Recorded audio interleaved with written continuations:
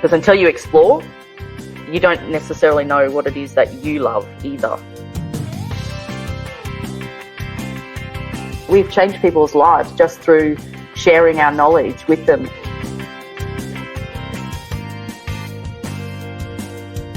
Your team's only as good as you are. If you're sad, they're sad. If you're angry, they're angry. Hello and welcome to the Theatre Art Life podcast, sponsored by ClearComm. ClearComm is the leader in voice communications for theatre and the performing arts. From the Broadway stage to the West End to Cirque du Soleil, ClearComm brings seamless communication solutions to your stage. The Theatre Art Life podcast puts the spotlight on those who create live entertainment around the world, the culture creators and the backstage masters. My name is Kat Landry. And my name is Ana Aguilera. Today we're joined by Kylie McOmish, and she'll be sharing with us about her interesting live producing events in live entertainment. Kylie is a passionate and talented ambassador for the arts, major events, culture, and destination development. She is a trusted leader in strategic planning and the delivery of high-profile international events, productions, and location activations.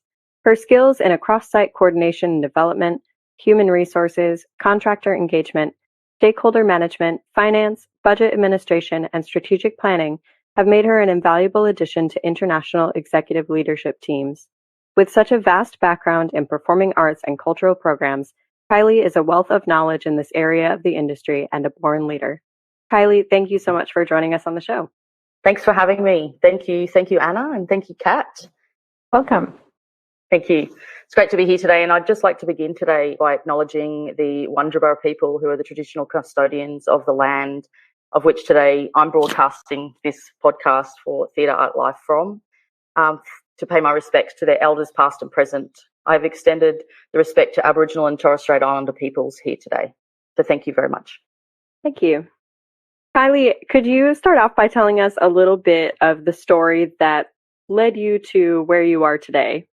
When did you first catch the entertainment bug, and what's life been like since then? Well, I think the entertainment bug, it's a great way to explain it. It's like sometimes I feel like a bug as you zip around in all these places. But I think it's always been a part of me. I don't think there's been any time in my life when there's some part of arts or culture that hasn't been around me. From very, very early, as a small child, we lived behind a ceramic shop, and my mum was a ceramicist, and she used to paint amazing pictures and make porcelain dolls. So like very unusual place to sort of think that that's where you started from. But I think it's always been around me, some part of creation. And then my grandmother as well, who is an incredibly influential woman in my life, is still alive today. She's 92, living the dream that she does out in her little country house. But definitely the influential women in my life, my mum and my grandmother, and from very young age was a singer, read music, played music, was in the drama school band. And I think we all go through that part, and I just continued to do it, was a part of choirs. And I guess, I just look back and I think it was just always around me. And that's what's created who I am today. And when did it become from like a day-to-day child activity to a profession? I think I thought I was going to be a singer. If I look back, I think that I thought when I was probably 16 or 15 that this is what I'm going to do for the rest of my life. I'm going to be a singer on a stage. And then reality kind of hits, right? You do your Stedfords and you do all these things, and then reality hits. And when I finished high school, I didn't really know what I wanted to do then. And part of me went, well, I lived in a small country town. I come from regional Queensland, central Queensland, a place called Rockhampton. And there was not a lot on offer. Like everything that I did was an extracurricular activity from school. So when I finished high school, I didn't really know what else that you could be. So I just thought it was a drama teacher. I think that was the only thing that I thought I could actually be. And I was like, I don't really know if that's right for me. So I actually went and just got a job in a shop for 4 or 5 years, and I became a visual merchandiser for this company, which then when I look back now, it's kind of like that was just pushing me somewhere as well. And I was dressing a window up in Townsville in North Queensland, and this woman walked past and she was very eccentric looking, had these wonderful clothes on, looked fabulous.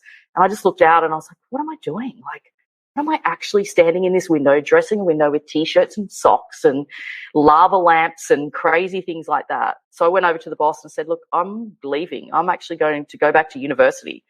And so in 1994, I then went to uni and started studying at Griffith Uni and started doing a theatre degree, which then opened the doors for, yes, I did think I was going to be an actor in the beginning, but then that changed very quickly as well. And I just found the love of backstage, and that was it. It was like, jump on these tools and let's build some things. Let's create some shows. Let's do some lighting. So I really had such a vast experience at university with a degree that showed you all the moving parts of what you could potentially do. Which then, as I understand it, aided you in becoming a stage manager, correct? Correct. Yeah, I owned my own company for a while, and did sort of small community projects in and around the Gold Coast, Brisbane areas in Queensland.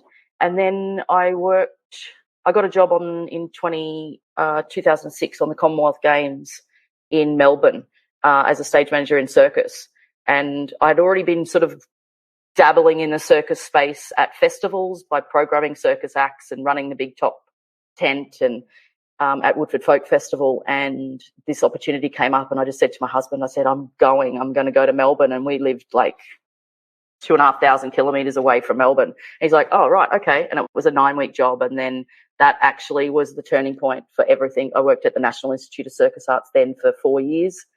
That then rolled into Opera Australia stage management and the likes. But, without having a husband and a supporting family and that village that you need around you when you start that touring part of your life, it makes it very challenging. And I was very, very lucky not to have to deal with that part of life, that everyone was on board and supporting me. Because at that time as well, my daughter was 6 years old. So there was a lot to manage as starting on that travel bug and that travel journey to which has pushed me where I am. That's awesome. Yeah, do you want to tell us a little bit about your time working with Opera Australia? Yeah, so funny story how I started with Opera Australia. Actually, I had finished working at the National Institute of Circus Arts after some time, and I was a bit in limbo, didn't really know what was next for me. I'd been a technical officer in the circus school, which was supporting circus acts getting their show reel together, basically. So costume, lightings, all of those kinds of things, which was super fun. But I just kind of got to a bit of a dead end. So I was in a bit of a crossroads of where I wanted to be. And so I just took a lighting gig at the Melbourne Arts Centre, and I was the OP dome operator, which is the most horrible position to ever have to be in, the OP boom box, shoved up against the wall, holding a follow spot. And it was an Opera Australia show, and it was My Fair Lady musical. So I was just out the back chatting away to the stage manager who was on the gig, and she's just like, oh, we're really finding it really hard to find stage managers. You don't happen to know anyone, do you? And I just looked at her and I said, well, I'm a stage manager. I can call shows, can manage a stage. But I'd never actually really done stage management, like opera stage management.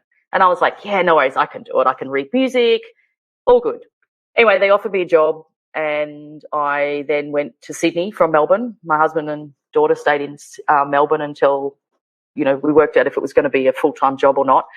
And I went up there and I called my first 3 operas, and everything was fine until the orchestra came. And then I was like, so it went from a piano to a full-blown 60-piece orchestra, Don Giovanni. And I was absolutely blown away by the sound that I was hearing. And it was nearly so overwhelming that I couldn't do the job. I couldn't follow the music. And obviously I did do it, but it was the most overwhelming part of my career, actually, that moment in time when that orchestra started for the first time. And we're starting a show that we had run so many times with a piano, but when that orchestra had come in. So I guess, I'm not a trained stage manager, if that's the way, we use the terms today. I didn't study stage management in university level to get all of that sort of knowledge that a lot of people get when they do study stage management at uni. So I really threw myself in the deep end, but I think it was a challenge. I knew that it was going to be something of scale, and that's why I actually love opera. I knew that it was going to push me to another level in my career. And I just persisted with it, and I did everything that I could. I had a violinist that came and sat with me and really helped me to call the show. When I was in my off hours of the show, I'd sit in a little room and I'd just practice and practice and practice. And, I know now, looking back after doing about 3 operas, that it was just like, practicing is good, Kylie, but practicing is not everything, because you need to listen to the music, because the conductor might slow down, or, and you're there going 1, 2, 3, 4, 5, 6, 1, 2, and it's like all of a sudden the conductor has a bad day and he's just like conducting away in a different sort of pace to what's normally there. But, it was a turning point of my career. And then, I stayed there for 6 years calling. So working in a rep-based opera company. So Opera Australia they do rep, what we call rep theatre. So in some weeks you could call 4 different operas at the Sydney Opera House. We change over very fast and very quick, and you could be in rehearsals all day, jump into the theatre that night, call a show. The next day you're doing a piano dress for the show that's on next week. So it was an incredibly fast-paced environment, but the learnings over that period of 6 years were massive for me. And then I was very, very lucky that the opera company, and also due to funding, I think, that things changed. There was a very big switch in how arts organisations were funded in Australia around the sort of the mid-2000s, and that was due to, the late 2000s actually, and that was just purely due to government change and funding and the like. So the opera company had to start to branch out to extend, I guess, from main stage into other environments.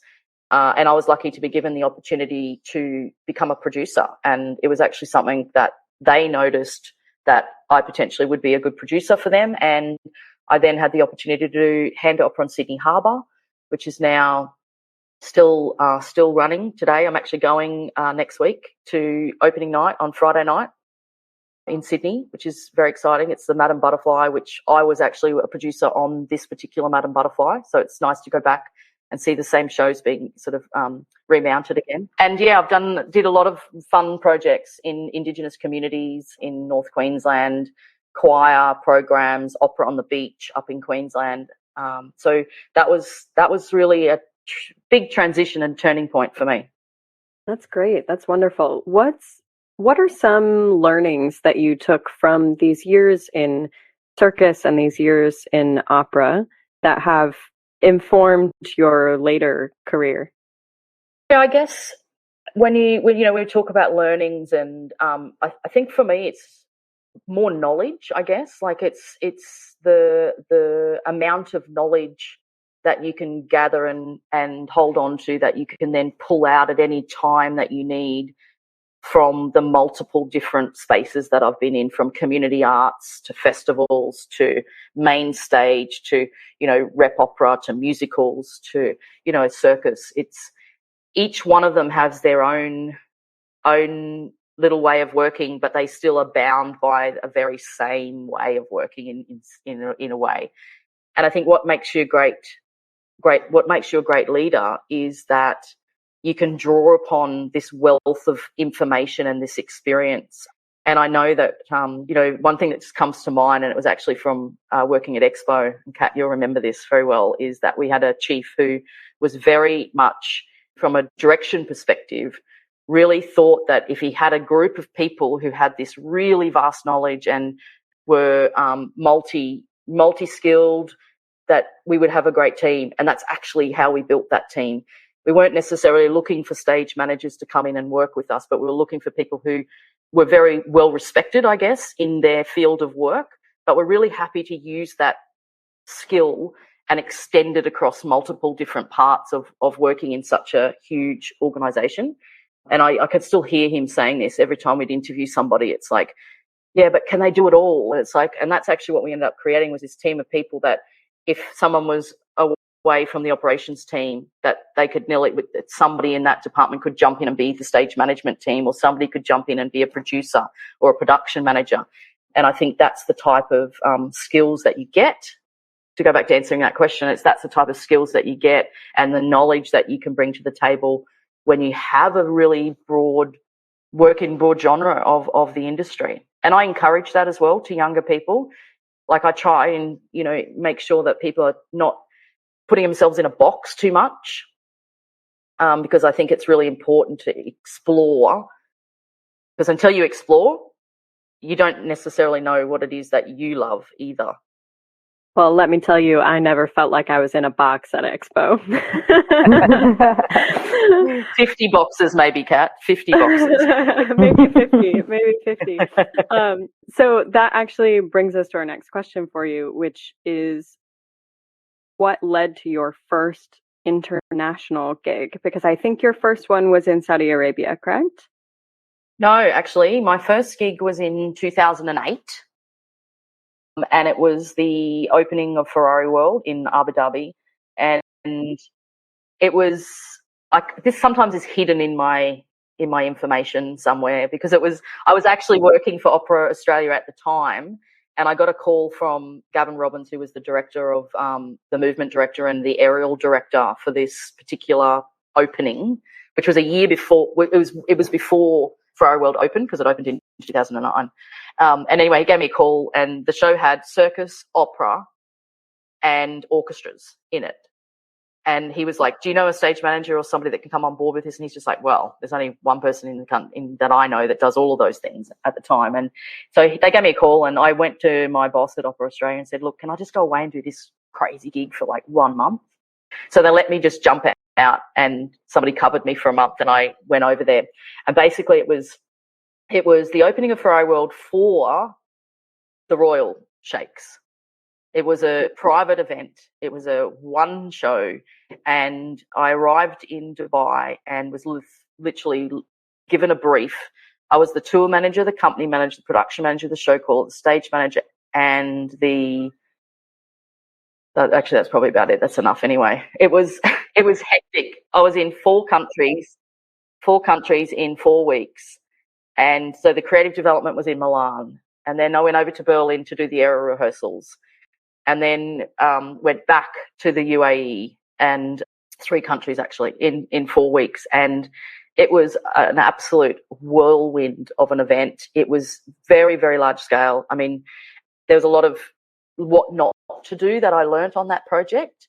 And it was time, actually, is what it was. And it was time building a event space in a location that was not finished from a construction perspective as Ferrari World, which is what it was. And we were trying to overlap with this event that had been booked in the diaries of all the royal families to be at that time. So we had to make it work. But yeah, it went off. It was, you can check it out on YouTube today. It's still there. But that was kind of what kicked it off. And I guess I had a bit of a love for what I knew was my love of opera, which was the scale of opera, is why I was there for so long, and returning there now for this new appointment as well. But I think it's definitely the scale of what happens in the Middle East that has kept me there for what is nearly a decade as well, post sort of going back after this, and then having quite a big period of time. It was like 6 years until then I ventured it out again after that. So you started working then in Saudi in 2015, right? Yeah, I started working on the King Abdulaziz Centre for World Culture, which is a corporate social responsibility of Aramco, the oil company, to build a cultural precinct for not only the people that work for Aramco, which is a very, very large community, but also for the locals. So, yeah, I went over there to do the startup program for that, which was to be there from the build all the way through for the theatre and the cinema, were the 2 areas that sat in the department that I was in. And it was actually the first theatre ever opened in Saudi Arabia for mixed seating, which definitely has its challenges, that's for sure. But it was a very rewarding project. It took longer than anticipated, which is why you see that that little interim Commonwealth Games stint back on the Gold Coast in the middle of it all, because the construction side, again, was delayed.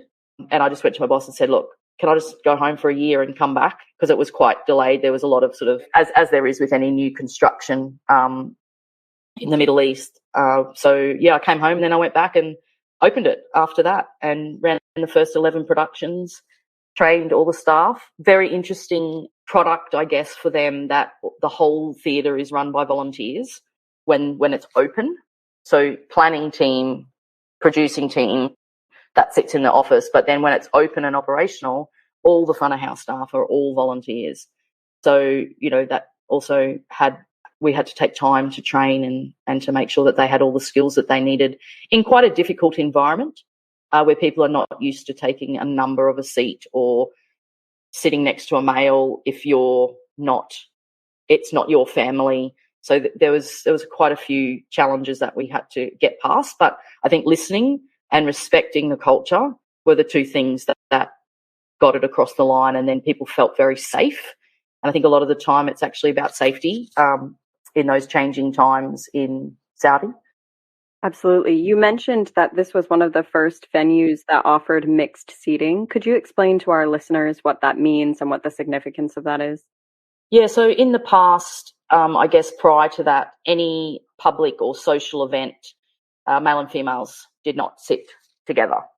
So you would have male areas, you would have female areas, or you would have family areas. But the male and female didn't ever mix with the family either. So, well, obviously there's a family makeup within that, but as the distinctive areas of male and female.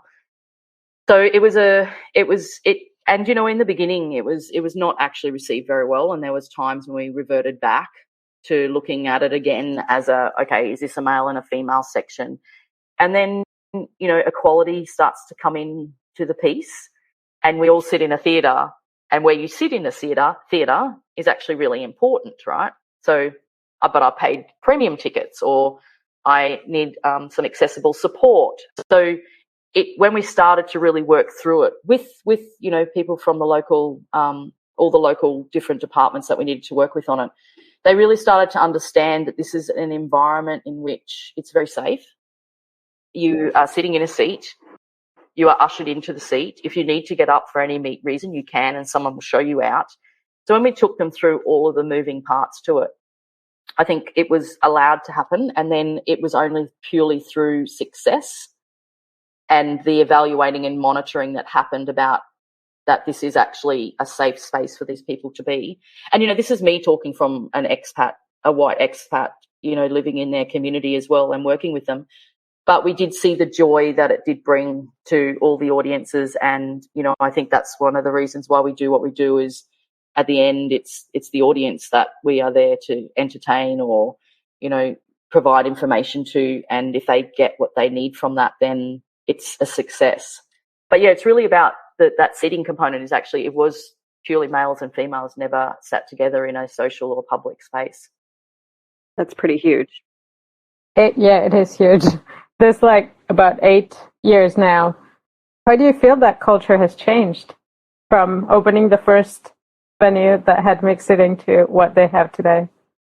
Yeah, look, it's changed dramatically. I do a bit of consultancy work in KSA still at the moment, and some of those consultancy jobs are for some of the biggest festivals that are coming out of there at the moment, Soundstorm, for an example, and you just see some of the imagery of the youth that are at that festival, and you wouldn't even think that what I just talked about was within a 10-year window. You wouldn't even think that it existed.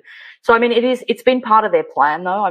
I think the 2030 vision is such a big piece of work that country has really been striving for. And I guess when I started in 2015, it was quite new, the 2030 vision, and, having read it and gone through it all, and there was things in there like women could drive cars, that was going to be allowed as part of the 2030 vision. And when I first started there, that was definitely not the case. And when I went back in 2018, I was one of the first women on the road in Saudi Arabia in a car. So I saw big change happen as well, and it was a part of those big changes. And now going back, and I was just there in July last year, they still have, and I don't want to say it's a long way to go, because I think that's probably, I would actually say that that's a bit disrespectful to the country, because that, it's their own country. That's how they live. And, to be respectful to the people that live there and their religious, their religion is really important. And I think that's one of the reasons why you can be successful in that country, is if you are respectful to that, and you don't, we shouldn't be going in there and trying to make it like we do festivals and rock concerts. It's got to grow at the right pace for them. And I think if you talk to some locals, they may say it's too fast. And that's purely because it's been, we're talking about the 2000s, it's like, this is like these such big changes that to a lot of Westerners, or, it's seen as hard to understand or comprehend that, because we've been seeing shows or theatres or, mixing males and females all of our lives. Like, we've never had that. So I think these changes are such big changes that for some it is fast, and then for others they are just, and the younger generations are lapping it up. And I think the access for the younger people in Saudi Arabia for universities and what they can study now is also playing a big role in how fast the country's moving. Their opportunities are much more than they've ever had before. And now a note from our sponsor. The Theatre Art Life podcast is proud to be sponsored by ClearComm. ClearComm is the leader in voice communications for theater and the performing arts. From the Broadway stage to the West End to Cirque du Soleil, ClearComm brings seamless communication solutions to your stage. You can find them at ClearComm.com. Go check them out. Now, Kylie, your first international event was a show for the royals in the UAE, and then you went on and you've done many shows for many royals since then. Could you tell us a little bit of the difference between working on a large government-led or royal-backed event versus working for an arts organization? What are the differences? What's the same? How do you feel about those? Yeah, I think in the end, for me, they're two families. They're two types of families that we have. I guess in a government organisation, you're bound by more policy and procedure. Like, at the end of the day, I think that's, if you've got to put it in sort of small words, I think that's what it is, without going into too much detail, because all government organisations are all slightly different as well. But I think, generally speaking, you've got a lot more process and policies that you have to get across the line, and approvals. Whereas in a smaller arts organisation, I can see your eyes like, Kat. The approvals. And I think, it's something that, that whole approval process, it's something that you have to really take into your stride in a schedule perspective, because we're so used to just asking a question, getting approved. So in arts organisations or smaller organisations. But when you have to go up the ladder or up the chain of command to get an answer to something, you can add sometimes months onto any given project. So there's a lot of skill that comes with that negotiation as well.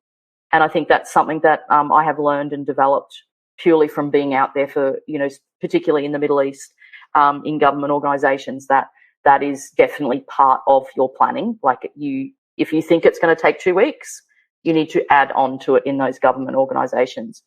But, in a smaller arts organisation, I think you have a bit more freedom to explore things, because time's quite different. And I think, when I talk about the families, they're different families. Like, in the government organisation family, not everybody comes from your world. So there's quite a lot of that education piece, and you're teaching along the way, or you're explaining what's something that could seem quite small, quite normal in our world normally. That may take time as well. Whereas in an arts organisation, often everybody is talking the same language. So things can happen much quicker, and understanding something is faster or easier. I totally agree with what you're saying. I mean, working at Expo in the entertainment department, I feel like actually a lot of our job was translation, and not translation of actual language, but translation of entertainment and our needs and our processes and our timelines to people who simply don't come from that world, but who we need for their resources or their approval or whatever it might be. And actually what you're saying is totally accurate. I mean, it's a game of trying to get people on the same level of understanding that when you're in an arts organization, everyone comes into already having. And it's a particular challenge, and it's kind of a joy too, honestly, to bring other people into our world, for lack of a better term. But it definitely makes that process so much different. Yeah, and I think, just to add to that, it's not for everybody either. I think that's something that, people will either know very, very soon from working on it, or as you said, it can bring joy as well for you to actually be sharing parts of our world with people that would never have ever heard that before. And I think these very large scale international events, I think we've changed people's lives just through sharing our knowledge with them. And some people we've seen cross over, and they might have been in budget and finance for banks all their life, and then they got onto being in a finance team in a large international event, and then they, the ceremonies part or the arts and cultural part, it's like, actually I want to work in that forever. And we had someone like that in our team at Expo, and he was a local Emirati who would never have thought that he would have ended up in arts and culture, and now he never wants to leave. He just wants to do finance and budgets for arts and cultural programs, which is yes, so like nice. Yeah, absolutely, Anna. Yeah, so they understand the entertainment and the finance part, and it's beautiful. Yes.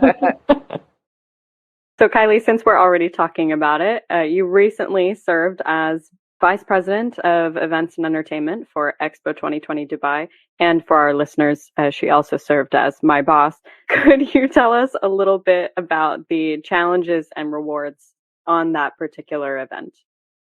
Do you know, it's been nearly a year since Expo's finished, and I always say to people after I do any event, there's a narrative that you have about that event, and it's, someone asks you how was that event, you can just go blah blah blah blah blah. That's how that event was, and you know how to say it. I still today, a year out, don't really have a narrative to explain the challenges or the issues or the event or how I feel. And I think the best, I have these visuals though that are literally, it's like a comical, like a comic in a magazine where there's someone who just comes home, they slide into bed, they roll out the other side, they get back up, they go, they roll into bed, they get up, and it's like this thing that happened, but that happened for months and months and months, probably 10 months of my life was like that. So I think physically, I think the role was very challenging. I think what the toll on the body took was real. And I think even for others in our teams, we saw this along the way. And this is, it was it was more than a marathon. I can't even, it was the hardest thing that I've ever challenged myself with, I guess. Because at the end of the day, you're the only person who makes that decision, whether you want to be there and still continue with that. That's completely individual humans' responsibility to themselves. But I did want to be there, and I did want to see it out, and I did want to, get to the end of it. And I think the challenges along the way, patience was something that that needed to be practiced every day, and that comes back to, I think, part of that conversation we were just having about learning, and teaching, and having to show people sometimes what we did instead of just doing, which can get frustrating. So I think patience, definitely trust needed to be there. And I think, when I say trust on all levels, trust on your team, who are your direct, because the scale of the information was so large that there's no one human being that could ever know all of that information. So it's that, often you hear this saying, sometimes you don't need to know everything. I think that was really, really true, and at the forefront of the work that we did is just, and not stay in your lane. It's not as direct as that. It's you don't need to know everything that's going on in the whole department, but in your group, which was even large anyway, know everything that's going on in there. So I think, trust and patience, and finding the joy and finding the smile and the happy place when that cartoon character is rolling in bed and rolling back out again, is actually having a smile on your face. Because as a leader, your team's only as good as you are. If you're sad, they're sad. If you're angry, they're angry. And in that environment, that was a very obvious emotion. Those emotions were very obviously picked up. So when somebody was feeling down, or there was some issue, or there was a challenge for somebody, that it really did knock on in the department, because we were so close as a family. And there was 80 people in the production and operations team, which is a large team anyway, out of the 200 that were in the whole events and entertainment department. So, but I think with a lot of fun and a lot of joy, we got through it in the end. We did. Yeah. And I wouldn't say that, you know, sometimes you get asked the question, oh, if you could go back, would you have still done that? And I absolutely 100%. Me too. Yeah. And then you decided to go back to Australia. Yeah, so I guess, you know, we don't really talk about COVID much anymore, I feel. I mean, sometimes it pops up, but I think it's sort of, a lot of people try and push it away. But I think as an international arts worker, I think that COVID did impact the way that in which I think now about being away from home. You know, Australia is a long way away from anywhere. There's nowhere really that's, you know, within 8 hours away by plane. So, and most of the places that I've lived, you know, 24 hours it takes to get door to door. And I think COVID just really made it very real, the distance, because not only are we are so far away, but there was all these other things that I had no control over at all, which were how many people can come in to the country on flights. You know, can you even get a flight? The flights are 5 times as much as what they normally would be. So there were so many factors in even just being able to come home. So I think after Expo had finished, I did have quite, you know, opportunities to stay in the region. And I decided that there was sort of 3 words that were going to drive any next steps for me, and that was work-life balance. And those 3 things, I even had at a point where I was tallying up 100 points for each job that I was thinking about doing. Now, what sort of work is this job? Oh yeah, that's 100. That'll get 100.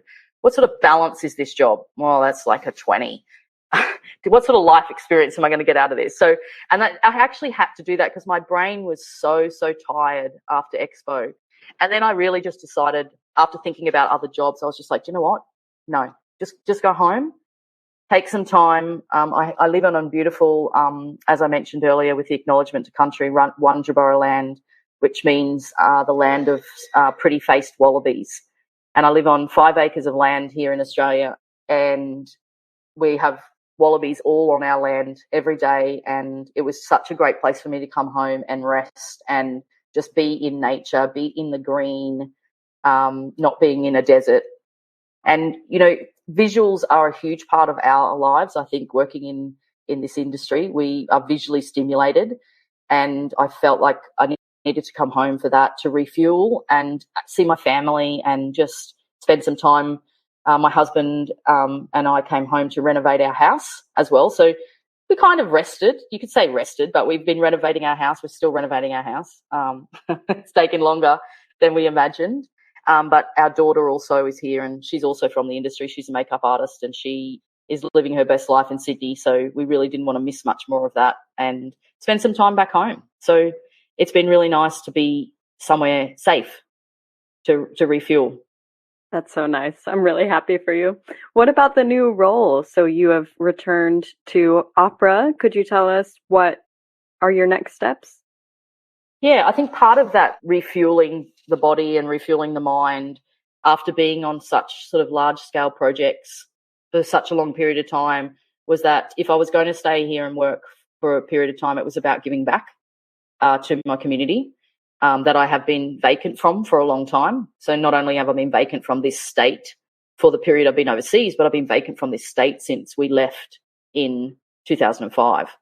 So it's been quite a long time since I've been back on my homeland, in my home country. So, yeah, I think it was about giving back to the community. So this role came up, which is the Director for Learning, Regional and Community. And the state of Queensland is such a large state. I think it's the size of Mexico, Indonesia and Mongolia. If you put them all together, like that's just the state of Queensland. And my role is through music and song and opera, is to take it to these regional communities in some way, shape or form. So whether it's an education program, whether it's a performance, whether it's a festival, and give back to places that are very isolated. I went to one place to visit them in Cunnamulla, and the way to get there, it's 1,500 kilometres, and it was on a very, very small plane that landed and took off 6 times in the one flight, because it goes down, like you're up for 20 minutes, you go down to another small town, you go up, you go down.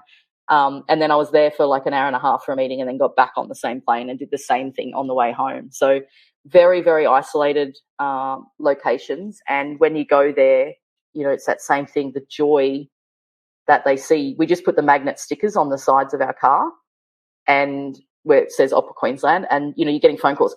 Opera, are you in town? What's happening? What's going on? Opera's in town. Which is really, really nice. And there's a you know, First Nations component of this work as well, which is a huge part of particularly this state in Queensland, and acknowledging the people of the past, and, you know, saying sorry for what has happened to them, and rebuilding that. And Queensland is at the forefront of that, actually. So good to hear. Beautiful to be, like, I see them, people say closing circles, but I see them as spirals. And I think in your case, it's also very, at least for me, very obvious spiral, like how you started with opera and then you're back again. And then you left and come back, and, you know, like a number of times. And I find it very, very beautiful. And this idea of refueling in nature. Yeah, absolutely. And it does feel like full circle. Like, it really does feel like I've gone full circle. I've come back. This work is, you know, makes me feel really humble, and that I can give back to communities. And also, you know, I think acknowledging that this is where people come from to be a part of this space as well. The state of Queensland has some very, you know, amazing people that work in the industry who've come from remote parts of this state, and to just show a little bit to the school kids. And, you know, you might end up with another 10 arts workers from, you know, working in this space. And, you know, we know how important that is, particularly since COVID, since we've lost a lot of workers in the industry. We could definitely do with a bit of an uplift, and people wanting to come and be a part of, you know, what I've had such a vast and successful and, you know, loved my life, and still do. You know, I guess I am very ambitious though. Like, my brain doesn't necessarily stop. And, you know, this is a project for now, and I do have a big trajectory of like where I see myself. And Australia is what they're calling, I don't know if you've heard, but they're saying down here it's the golden decade of sports events in this country. And there's over 16 events which they're putting in the 10-year plan, which is the 2022 to 2032, with obviously the Olympics and the Paralympics being in 2032 in Brisbane, which is the capital city of the state that I live in. So there's 16 massive events. Commonwealth Games is in 2006. FIFA's on at the moment. So it's a huge push, and wherever there is sport in these major events, there is arts and there is culture that is attached to it. And I think this is going to be a very, very exciting time here in this country, and also for people that love to work in those ceremony spaces, because there's going to be a lot of them down under. That's so awesome. Kylie, we always end the podcast with the same 2 questions, which we're going to ask you now. The first one is, what is your favorite thing about your job or about the industry as a whole? People and places. I think it's so like, I actually, you know, it's one of those questions that you think about for a long time, but that's actually really simple. It's the people and the places that have kept me doing what I'm doing. And people very, very direct to me. My husband and my daughter, I wouldn't be here today if it wasn't for them.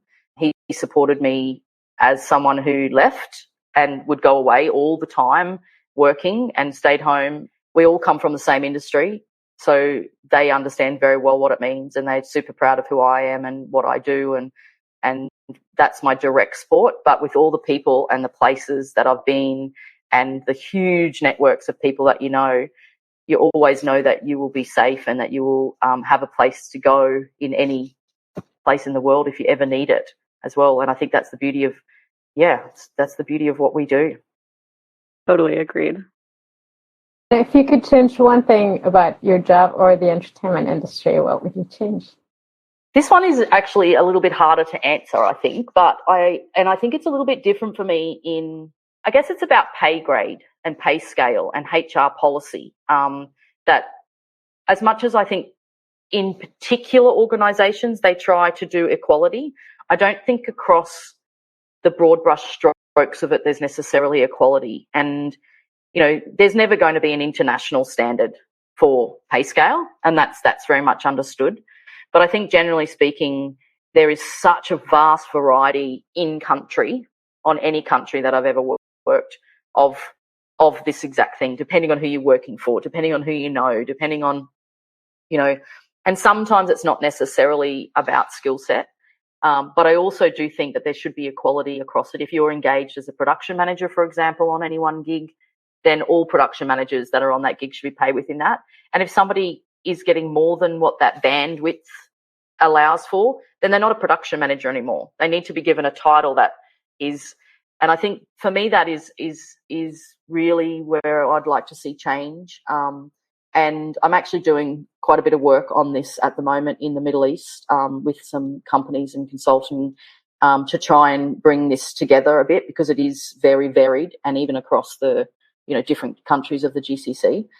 But it's important because as much as we like to think people don't talk about their salaries on the ground, people do talk about it. And particularly if someone gets upset or they're feeling like they're not being treated with respect, or that they're not being given the level of work that's desirable for that role, then people start to talk. And I think when you have equality and you have respect to the equality that sits within pay grade, then you will have much happier people working in your teams. For sure, a healthier environment. Yeah, absolutely. Absolutely. Kylie, this has been great. Thank you very much. Thank you so much, Kylie. Thank you, Anna. Thank you, Kat. It's been wonderful to be here. Theatre Art Live is a global media site for entertainment. Memberships start at only $38 per year. You can have unlimited access to our daily published articles, including entertainment news and the writings of active industry professionals, ensuring that you are always up to date on the global happenings in the world of entertainment. Become a part of the international entertainment community and join us now at www.theatreartlive.com.